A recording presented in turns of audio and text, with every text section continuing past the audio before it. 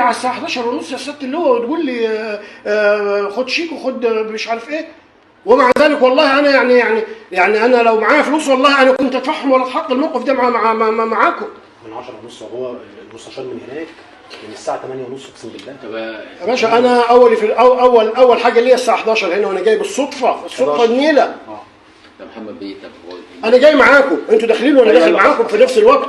الموقف دلوقتي صح. يعني لسه موجود بس محتاج الفلوس، صح كده؟ المفروض صح كده يعني. اصل احنا عرفنا ان هو خلاص طالما اللعيبه اتحطت على السيستم مفيش اي مشكله. بس مدرسه ضن مدرسه اوكي. لازم تدفع لا بس هو كده اتحجز يعني وجودهم في القايمه اتحجز. ما عنديش فكره. حاضر انا يعني كان كده ماشي، انا ما عنديش مانع. بعدين الوزير انا قلت له يا سياده الوزير طب انت الوزير كان معانا هنا وقلنا له الامر، قال احنا جاي هنا وقلنا له، انا قلت له والله ما لقيت تلج لما كان هنا الاسبوع اللي فات